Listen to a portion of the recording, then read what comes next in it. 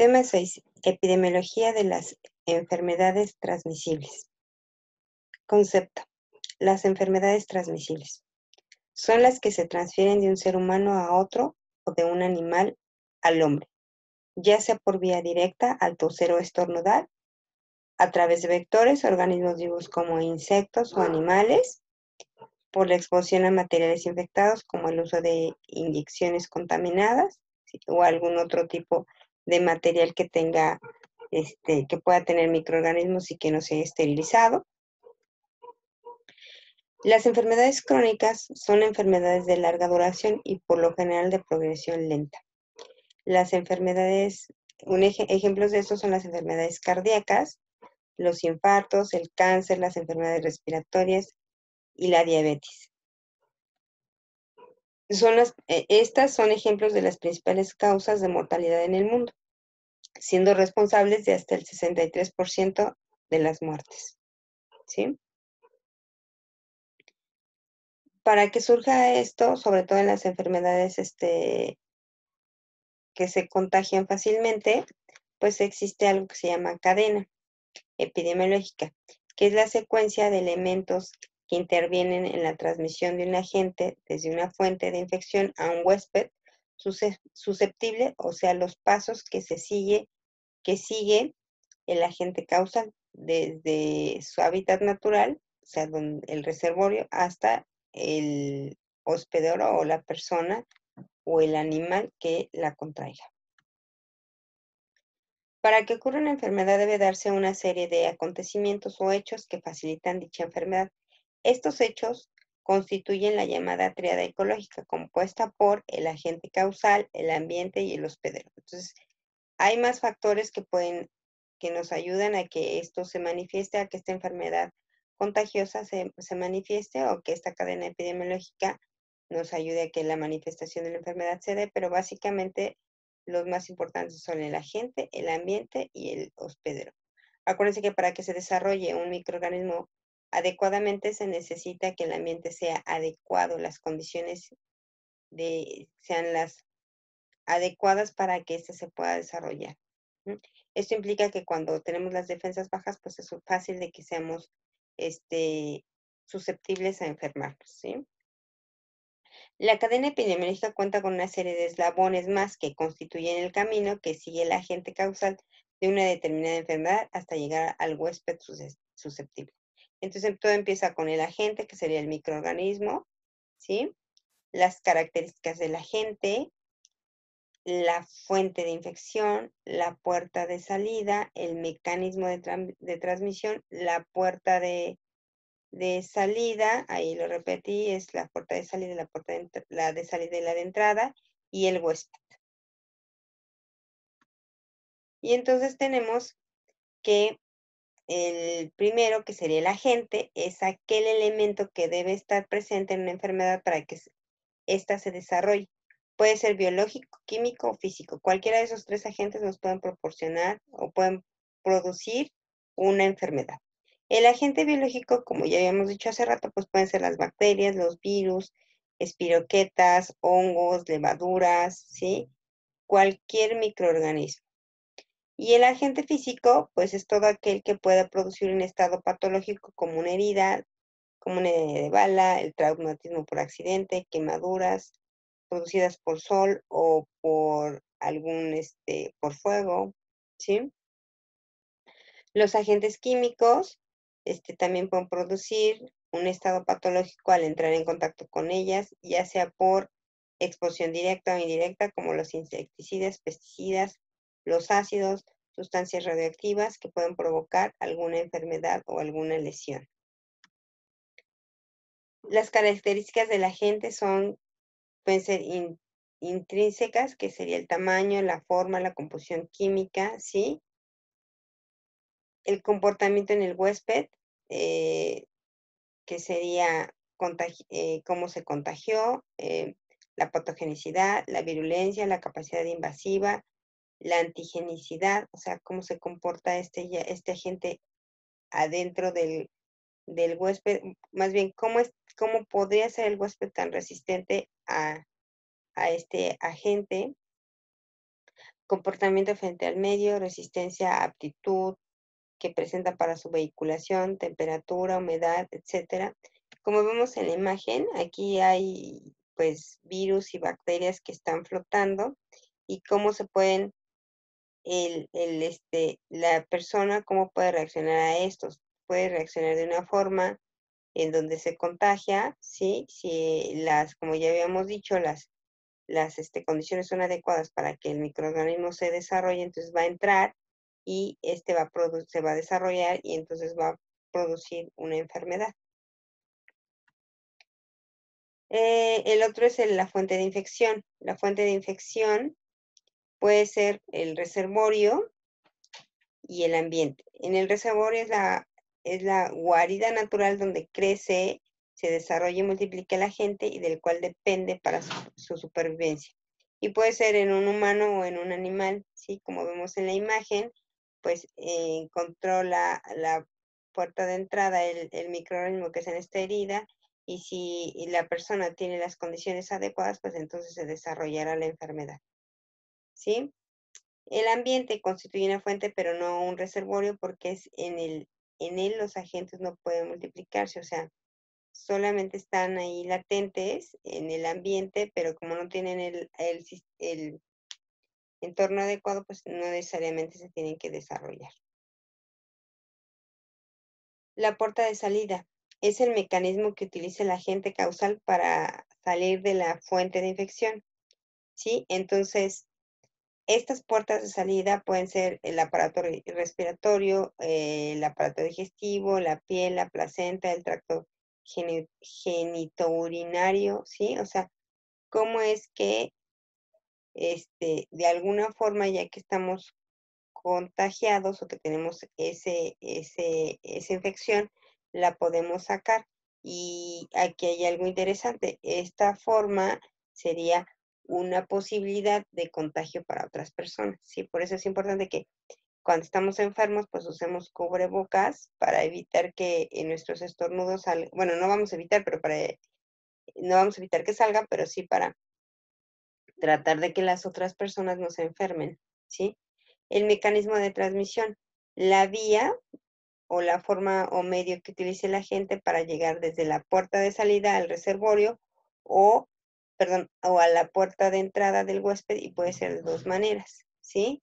Puede ser transmisión directa o transmisión indirecta, ¿sí? Entonces, la idea es, como ya les había dicho, tratar de evitar que, ya que estoy enfermo, contaminar a los demás, ¿sí?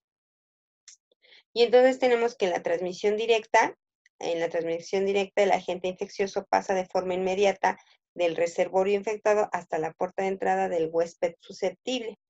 Esto ocurre a través de los besos, el contacto sexual, rociado por microorganismos producidos por el estornudo o la tos. La transmisión directa también incluye exposiciones de tejidos susceptibles a agentes micóticos, esporas de bacterias u otros parásitos situados en el suelo o en la vegetación. Por eso es importante, como está en la imagen, que cuando tosamos pues, nos tapemos la boca, pero que esa mano en algún momento la desinfectemos, porque si tosemos y quedan ahí los microorganismos y saludan a otra persona, entonces se va haciendo el contagio. Sí, es importante que veamos que cuando estamos enfermos tratemos de evitar tratar de no contagiar a las demás personas, ¿sí? Ahorita en la actualidad tenemos un poquito más presente todo esto por la situación en la que estamos viviendo, pero generalmente eso es lo que se tiene que hacer, que si yo estoy enfermo, evitar de una forma contagiar a los demás. Si los demás tienen sus defensas bien, pues a lo mejor no se van a enfermar, pero si hay una persona que tiene sus defensas bajas, pues se podría enfermar. Transmisión indirecta. El agente infeccioso utiliza un intermedio para llegar al huésped. Puede ser un vehículo, un vector o por el aire. La transmisión por vehículos ocurre por contacto indirecto a través de objetos inanimados, ¿sí? Fomites, tales como ropa de cama, juguetes o instrumentos quirúrgicos, así como alimentos contaminados, agua, agujas mal esterilizadas o equipos mal esterilizados. El agente puede multiplicarse o desarrollarse dentro del vehículo o sobre él antes de ser introducido al huésped, ¿sí? Entonces, por eso es importante, sobre todo en el sector salud, que todo el material que se utiliza médico, quirúrgico, todo esté limpio, ¿sí? O esterilizado o sea nuevo, ¿sí? Sobre todo en las agujas, jeringas, ¿sí? Todo debe de ser nuevo para evitar que haya contaminaciones. Antes lo que se hacía es que todo se esterilizaba y se usaba. En la actualidad se sigue esterilizando y se usa. Nada más que ahora ya hay muchas cosas que son desechables. Se usan y se tiran, ¿sí? Antes se usaban, se limpiaban y se desinfectaban, se esterilizaban y se podían volver a usar. Ahora en la actualidad, muchos de los materiales son estériles, se usan y se desechan, ¿sí? Entonces también hay que ver que ese material que se desecha no llegue a manos de alguien que lo pueda utilizar nuevamente y entonces producirse una enfermedad, ¿sí? Como está en la imagen, el contacto directo es como el que vimos ahí, que puede ser de mano, ¿sí? Directamente mano con mano o indirecto con una aguja, con algo que está contaminado, ¿sí? Las estrellitas que están aquí, pues los microorganismos, aquí también está la contaminación. En la imagen de abajo también vemos transmisión directa, que es de la fuente al huésped, o la transmisión indirecta, que tenemos en la fuente, el eslabón intermedio, que es el que va a ayudar a que llegue el microorganismo o el contagio al huésped, y entonces se podrá producir la enfermedad, y este puede ser el aire incluso, ¿no? La transmisión por vectores puede ser de dos maneras, mecánica o biológica. En la mecánica, el agente infeccioso es transportado por un artrópodo o roedor hasta un huésped susceptible de manera mecánica al ensuciar sus patas o su pro- probóscide, en cuyo caso la multiplicación del agente en el vector no se produce, ¿sí? Aquí estamos viendo la imagen del mosquito, que sería aquí el agente mecánico, o en el caso de se me olvidó, ¿cómo se llama?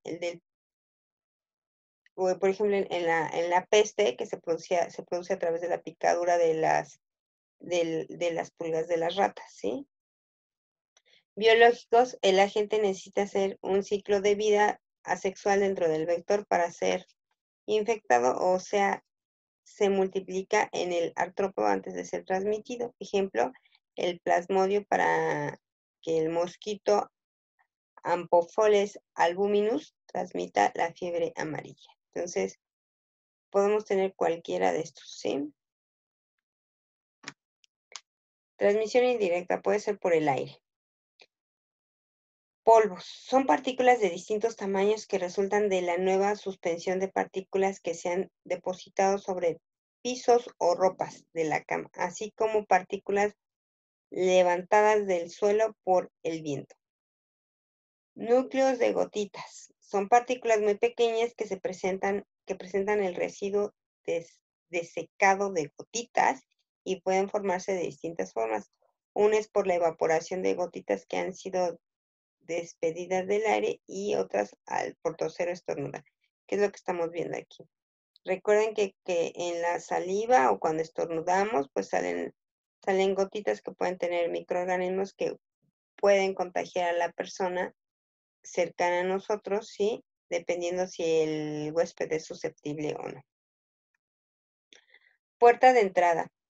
Es el lugar por donde se va a penetrar el agente al huésped y puede ser por conjuntivas, aparato respiratorio, aparato digestivo, tracto genitourinario, heridas, mordeduras, etcétera. Entonces, cualquiera de estas situaciones nos pueden hacer que llegue el microorganismo o el microorganismo pueda entrar y entonces pueda desarrollar la enfermedad, ¿sí? Cualquiera de estas. Entonces, por eso es importante que tengamos cuidado cuando estamos cerca de un lugar donde hay personas enfermas, sobre todo las personas que están en contacto con ellas, como los enfermeros y los médicos, ¿sí?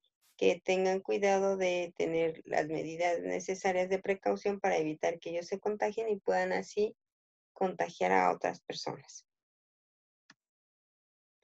El punto 7 es el huésped. El huésped susceptible es el individuo sano en el cual se puede desarrollar la enfermedad transmitible.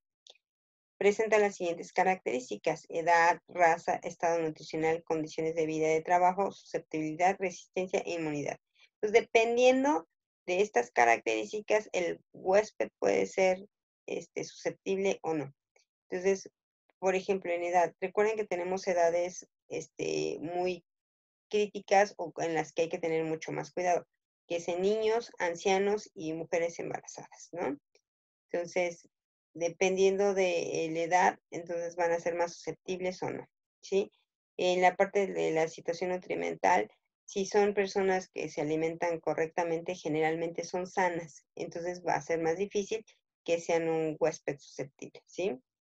Cuando están muy estresados por el trabajo, bajan un poquito las defensas y entonces podrían ser sensibles o susceptibles, ¿sí? Entonces va a depender del huésped, que los microorganismos, por ejemplo, aquí está el reservorio, como dice, ¿sí? Los agentes y llegan a un huésped. Entonces, este huésped va a dejar entrar a los microorganismos y enfermarse dependiendo de las propiedades de él mismo o las características que tenga para que sea susceptible a él y se pueda enfermar.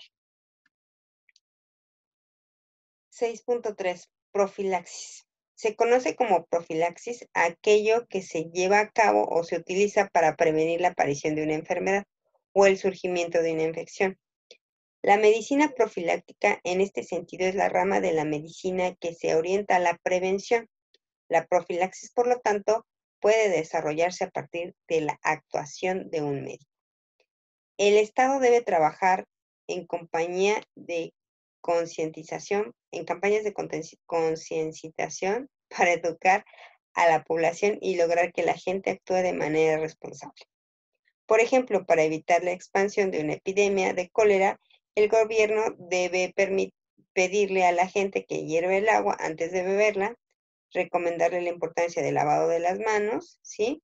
Y, por ejemplo, en la actualidad es más fácil que se tome agua embotellada, que ya es potable, ¿sí? Que las personas estén hirviendo el agua. Pero son una forma de educar a la población para que evitemos que se enfermen de algunas situaciones que podrían terminar siendo epidemias, ¿sí? Recuerden que ya durante el proceso, durante la historia de la humanidad, hemos tenido epidemias de cólera, ¿sí?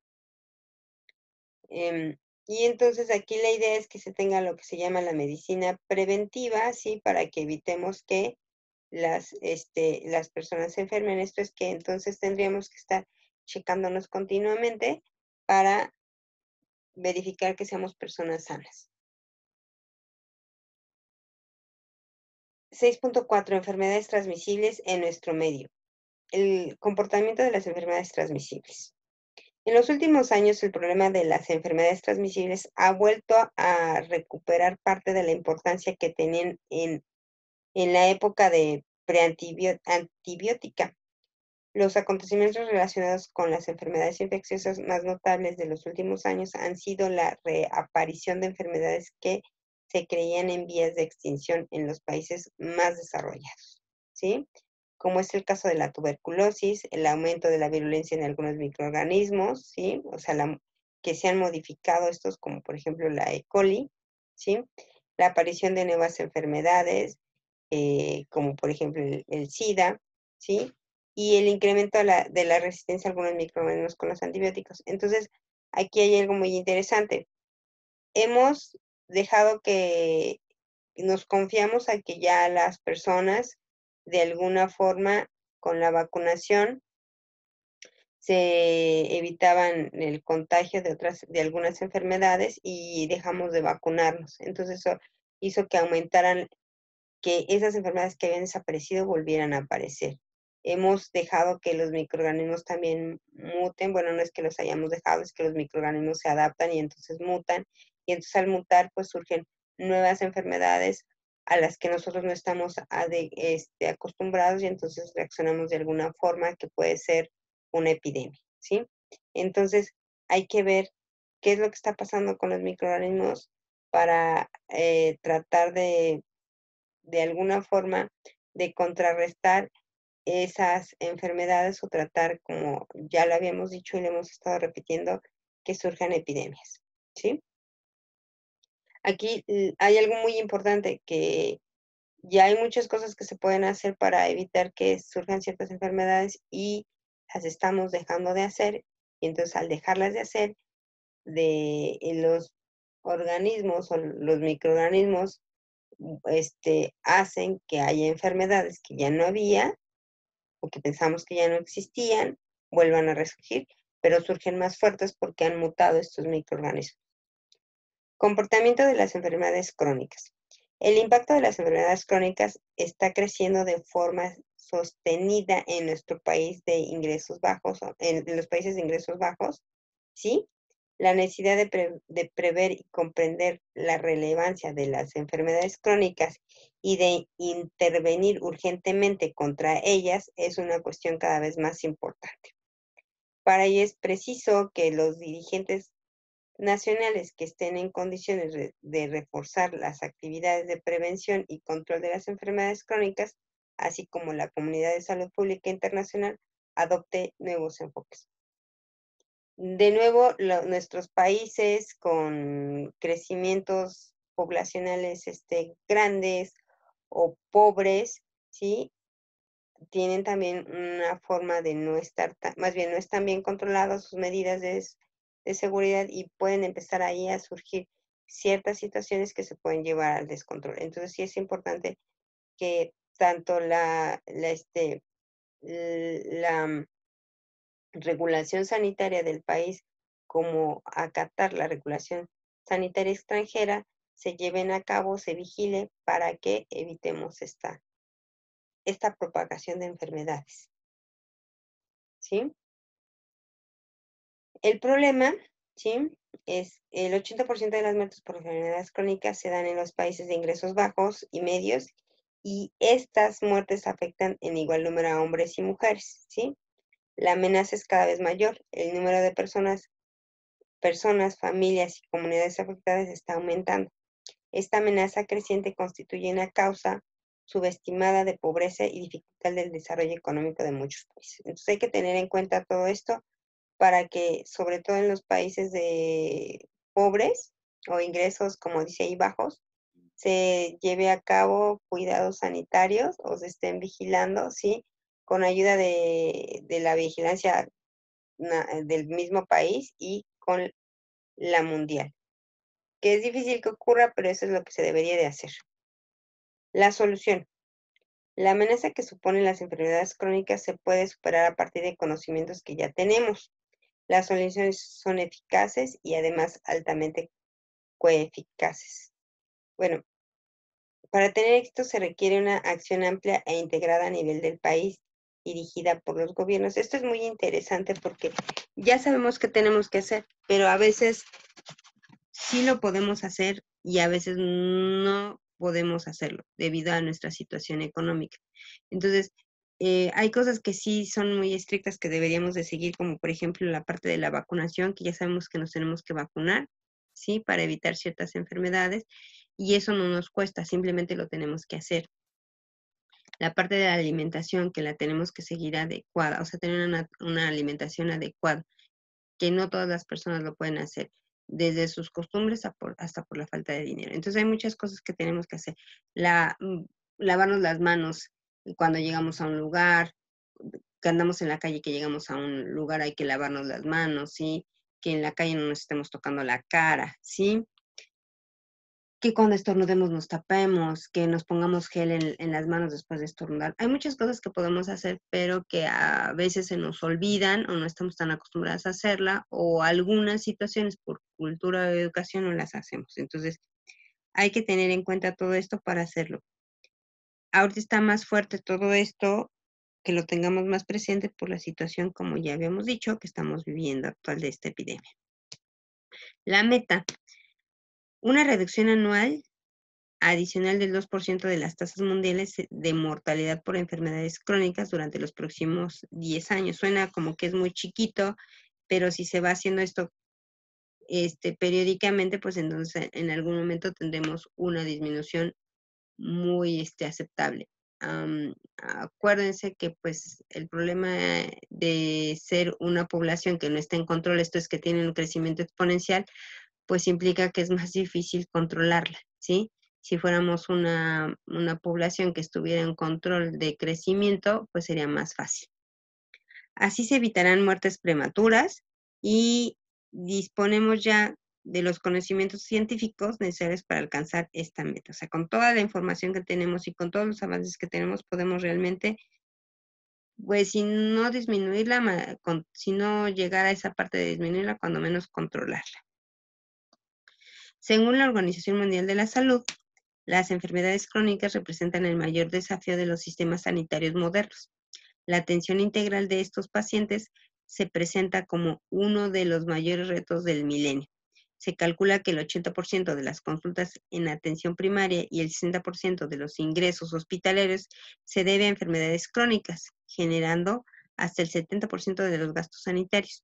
De los primeros, un 40% se realizan en personas de edades avanzadas, consumidoras de mayores cuidados continuos y más recursos sociales. Entonces hay que tener en cuenta la comunidad a la cual, como ya habíamos dicho, es la más susceptible a las diferentes enfermedades. Con esto terminamos, ¿sí? Y lo que seguiría es resolver el cuestionario 2, que no es muy grande, ¿sí? Y después hacer la actividad 2, que tienen que completar unas imágenes que están en el documento. Y elige una enfermedad y realiza un esquema de la cadena epidemiológica como está en la imagen del documento, ¿sí?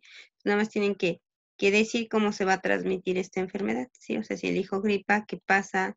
Sí, cómo la puedo transmitir, cuál es el agente, cuál es el reservorio, cuál es el agente causal, y todo lo tienen que desarrollar aquí, ¿sí? Y con esto terminamos esta presentación.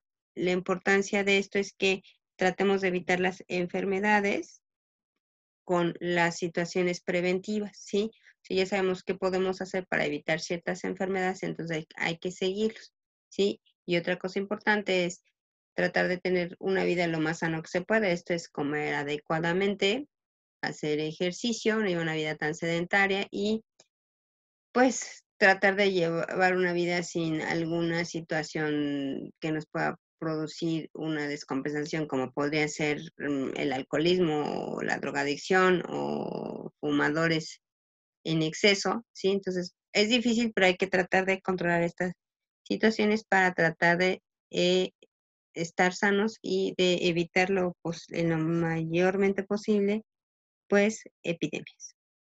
La idea de esto es esto. La idea de esta parte es evitar que se hagan propagaciones de enfermedades que puedan llegar a ser epidemias o pandemias.